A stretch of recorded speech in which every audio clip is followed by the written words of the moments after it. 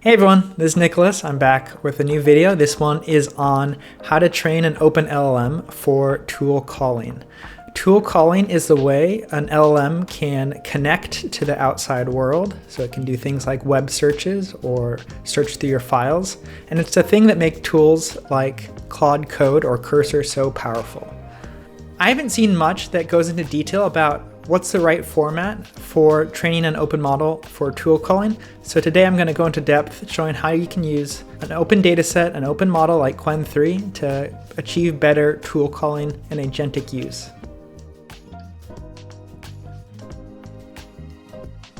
To start off, let's go over what a tool call actually is. So let's imagine we have an app and a user on the app wants to know when a local pizza place is open today.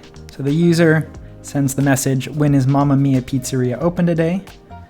The app then prepares a request for the inference engine, and the inference engine is running the LLM. So this could be something like VLLM or SGLang. So it sends the chat completion request with the tools to the inference engine. The LLM is going to generate the tool call.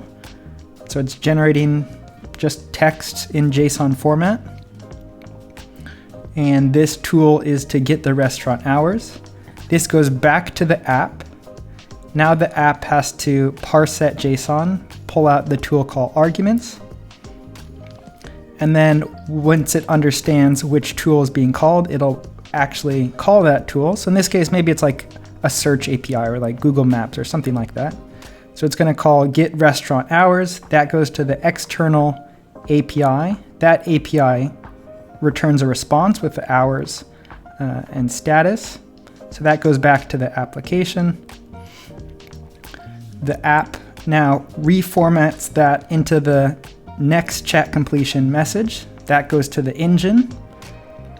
So now the LLM has enough information provided that it can generate a natural language answer to go back to the user. So it says Mamma Mia Pizzeria is open today from 11 a.m. to 10 p.m. And initially the engine returns this to the app and then the app returns it to the user.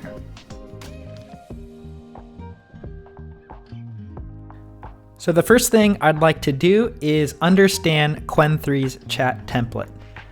So we can go to the model page on Hugging Face, we can click this button here and we can see the chat template and it looks really complicated. Now what is all this doing? Well, the chat template is the guide for formatting the prompt to the model. So it's created by the model author and it usually contains special tokens like this one or this one. And this is a formatting tool that helps the model understand what belongs to the system, what belongs to the user, what belongs to the assistant. And there's no standard representation right now. So that means the chat template for Qwen3 looks a little different than for DeepSeek, which looks a little different from Gemma, which looks different from Mistral. And when training an open model, I would highly recommend gaining a better sense of what the chat template looks like so that when you are formatting everything, you can double check that it looks correct. Now, with enough data, you could train a brand new format, but it's almost always better to follow the existing chat template. So this can look really confusing, but luckily there are abstractions that make it simple to format data in the right way. So let's look at some examples of that Qwen3 chat template in action. So the first thing is loading the tokenizer from Hugging Face. I'm using Qwen3 14b. All of the Qwen3 models use the exact same tokenizer. And the first example is very basic. It's just 3 messages, one from the assistant, one from the system, one from the user, and one from the assistant. And so we just pass that into the apply chat template function, and you can see that there's a few special tokens that are inserted in before and after each message. And you can see that when we just use regular content in the message, there is nothing in between the think tags of the assistant. But if we want to specify what the thinking is, we have to use the key reasoning content. And so here's an example of that. And so now whatever I put in that field will get put in between the think tags. One nuance of Qwen3 that I want to make you aware of is the fact that they remove reasoning content from all messages except for the last one. And even if you put reasoning content, like so here in this message, the third message has reasoning content, it will get removed. So typically the thinking content would be right here, but it is removed. The thinking content in the last message is maintained though. The reason they did this was because they felt that past reasoning traces were cluttering up and taking up space in the context window, and they felt like it wasn't helpful. But there are models nowadays, such as GLM 4.7, that have found it better to keep past reasoning traces so that the model doesn't repeat the same line of thinking and it can reuse some of the logic that happened earlier. So be careful of how you're planning on using the model and how the chat template works. All right, so those were all relatively basic. We did regular messages, we did messages with thinking, and now we're going to do messages with tools. So the first thing you want to do is define a list of tools, and this is kind of the industry standard made by OpenAI about how you can define a function. The main things are the function name and the function parameters. Everything defined in JSON. And then the way that you can have those inserted and templated correctly is by adding them into the tool calls field in a message for an assistant. So if this assistant is supposed to generate this tool call in response to this question from the user, then that tool call with its function name and arguments should be an item of this list. Additionally, if there's reasoning content that the model needs to generate before making the tool call, that can also be added. In this case, I'm not using the regular content field at all. So in a typical flow, after an assistant makes a tool call, that tool will be executed and the response will be inserted back into the conversation. And so this next line is the response from this function or this tool. And finally, what usually comes after the response to the tool call is the final assistant message that is using the information provided by the tool call to answer the original question. So the original question is, what is the current price of Bitcoin? The model doesn't know what that is right now, so it needs to call the get crypto price function. That function executes. That information is then passed back to the model via the tool role, and then the model can respond with a message incorporating that knowledge. And so one thing I want to point out here is that when we add tools into the apply chat template function, it's now modifying the system prompt.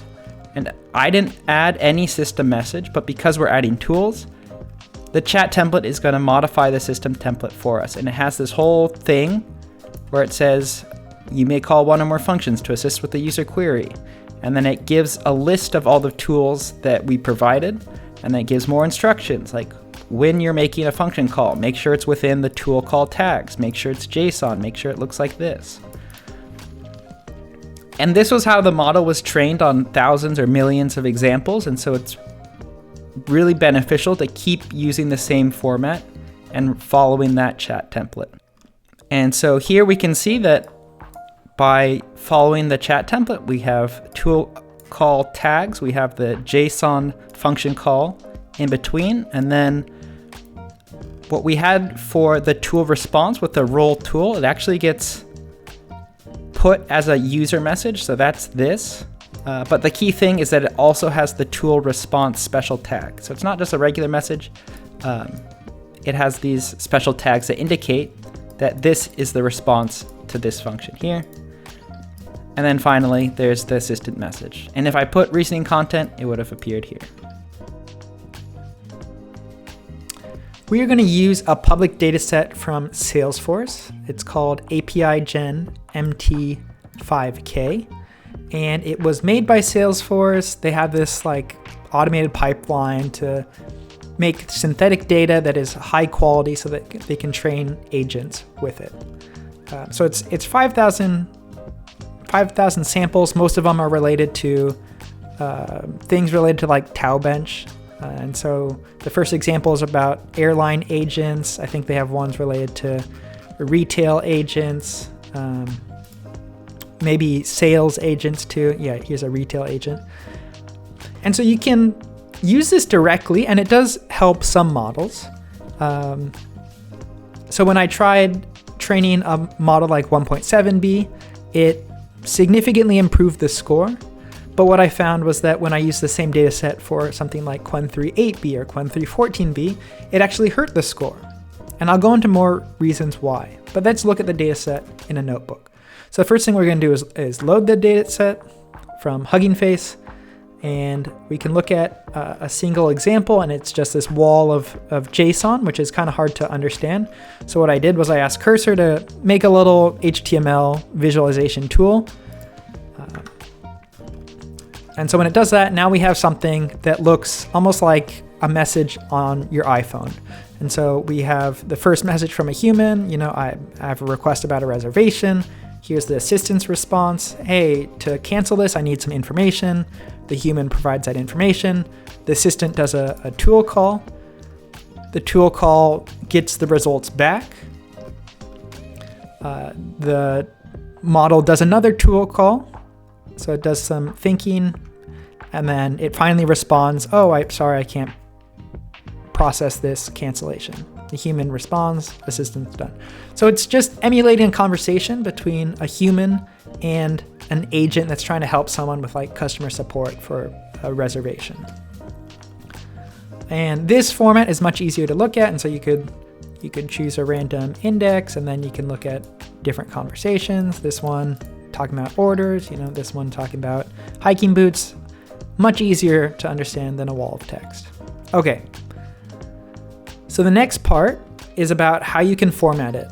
And I'm focusing on one model, but the important thing that I want to get across is that every class of model, every model lab does tool calling a little bit differently. So I'm focusing on Qwen3, but there's a slightly different format for Gemma from Google. There's a slightly different format for Llama 3. There's a slightly different format for Llama 4. Be sure to look into how they suggest formatting it so that the training matches how the model is expecting to be used. Because the model's already gone through a lot of training. When you're doing additional fine-tuning, you want that format to be exactly the same as what it saw before. That'll help get you your best performance. Yeah, I had some helpful links to the most popular models that I know of, but whatever model you decide on looking at, be sure to do some searches to make sure that you're using the right format. So the API Gen dataset is formatted in a slightly different way than what the model is expecting. So I have some code here that maps the roles that they put within the dataset to how it should be in the actual messages format for the tokenizer. So the dataset uses something with the role of function call, but it should actually be assistant. When it has the role of observation, that should actually be tool. It uses GPT, that should be assistant. And so I have some code that just massages it into the right format. And so at this phase, after I do format for Qwen, it should look similar to this, where it's all formatted into the right format that has all the tools and all of the tool call. So the next important thing is that when you're training an LLM, you don't want to train it on every single token in the input. It's often, nearly always, better to train only on the things that the model will actually generate. So if we have something like a system user, assistant messages all in a row, we only want to train it on the assistant messages, because that's really what the model's going to generate. There's no reason to train on a user message when the model's never going to generate that content. So in this case, I'm just doing a sample message so I can get the information I need about the special tokens. And once I have all the special tokens, I have this function that will then scan through the tokenized prompt and apply the -100 label whenever it's in a region of user tokens. All right, so that might be a little confusing, but here's a visualization to understand what I mean.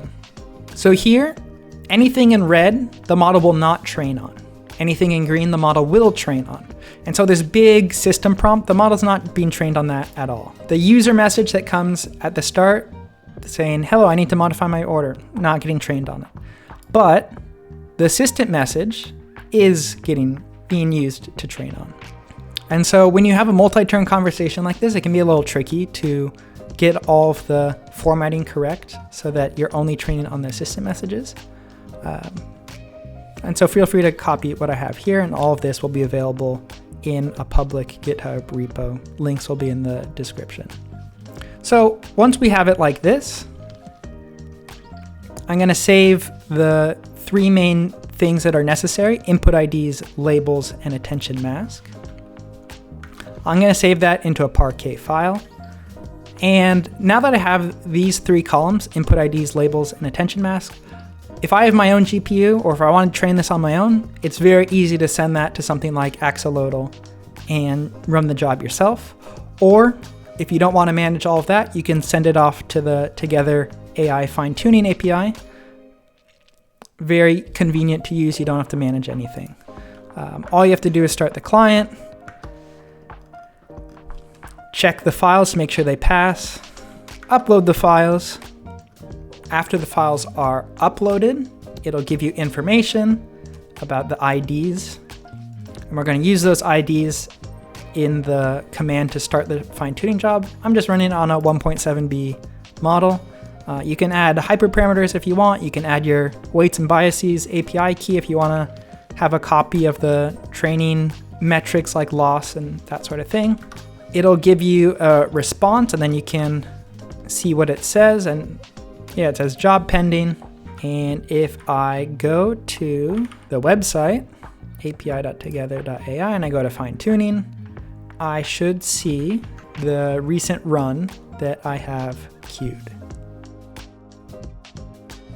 So that was using the basic dataset, but the next part is showing how to get better performance by adding reasoning traces. So the basic one was just user message, tool call, user message, tool calls.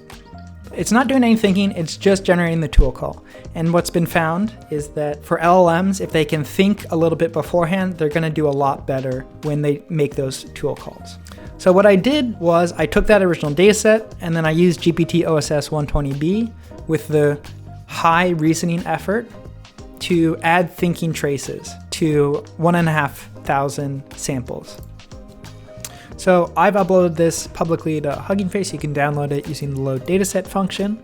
Again, I asked Cursor to create a tool that helps visualize the conversation, so it's a little bit easier to understand. It shows all the available tools for the model. It shows the system prompt, shows the user prompt, or user message, assistant message, user message, assistant message. Here's an example that has a little bit more thinking. It's just kind of the model figuring out what exactly it should do. So it's first thinking, okay, we need to exchange a delivered order. They want a bookshelf or a different variant. We need to verify order status.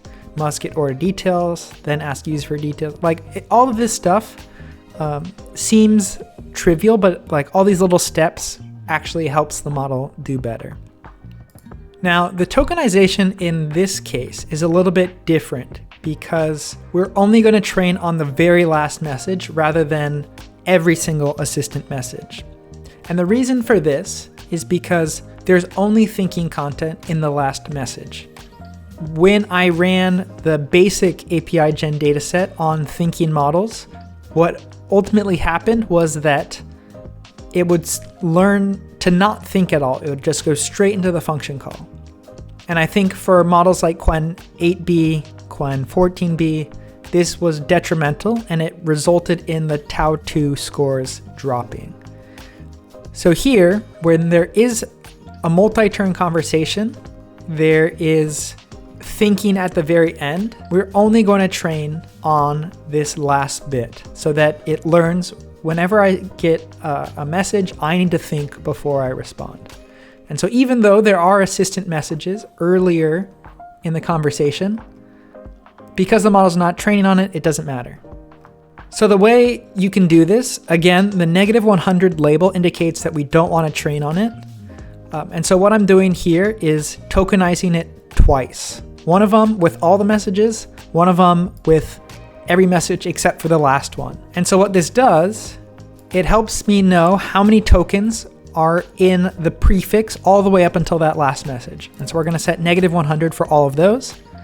And then we're going to use the real labels as the remaining ones. And so what this does is trains only on that last message. And this is a little hard to understand without a good visualization. So again, I have the color visualization so that it's very easy to see. The red is the content it's not going to train on. And so this one's a pretty long example. So we have the whole system prompt.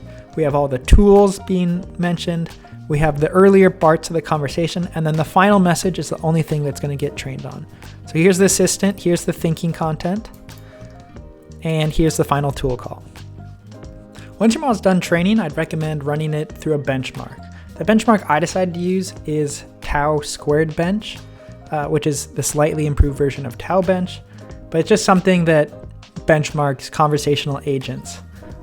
The dataset and the benchmark are very similar, so it's a good measure of how well the model was able to learn from the dataset.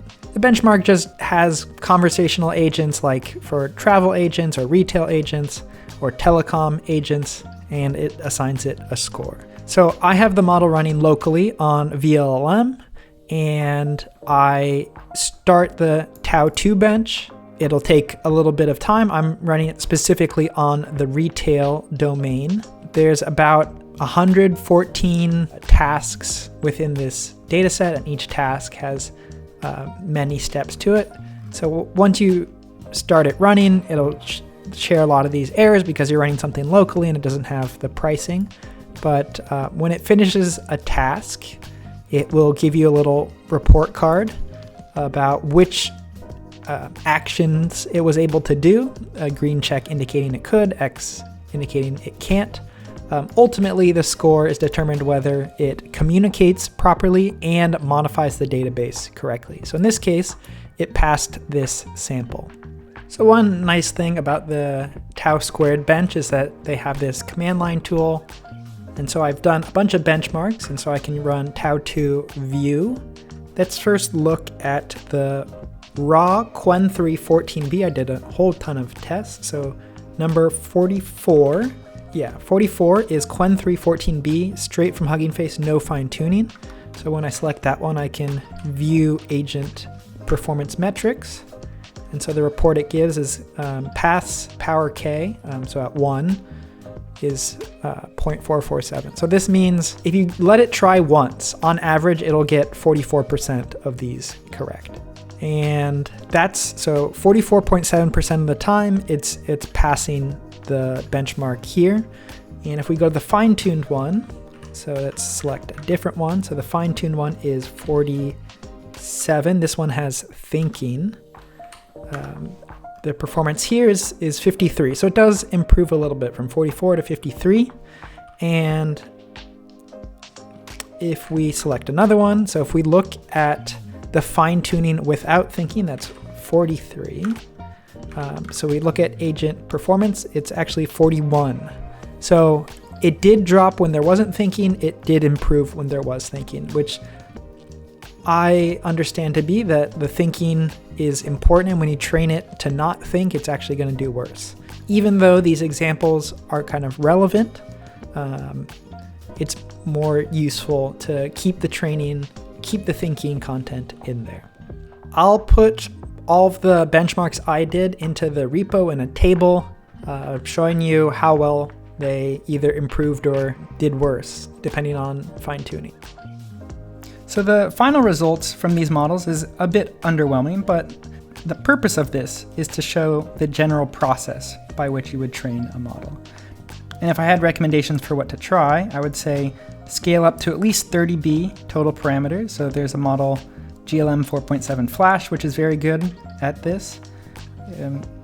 And even better than that, scale up to like 80B or 120B or so. So Qwen3 80B next, or GPT OSS 120B. Those are all decent options that have a lot of total parameters, but a small number of active parameters, which means it's very good at being agentic, but it also can respond quickly. For reference, models from OpenAI, Anthropic, Gemini, they score around 80 to 90 on this benchmark. Included in the repository is also this basic chat app. And so if you have something running like on VLLM or SGLang or something locally, your fine-tuned model, you can chat directly with it in this basic Streamlit application. So if I say, hi there, it will respond back, and the blue part, this is the thinking. So it's thinking the user sent hi there, this is a greeting, we should respond politely, perhaps ask how we can assist. No need to call any functions yet, just reply with a friendly message. Hello, how can I assist you today? So this is acting as a retail customer service agent. And so what I would like to do is I would like to get my order status. Okay, it thinks for a little bit, then says, sure, could you please provide the ID?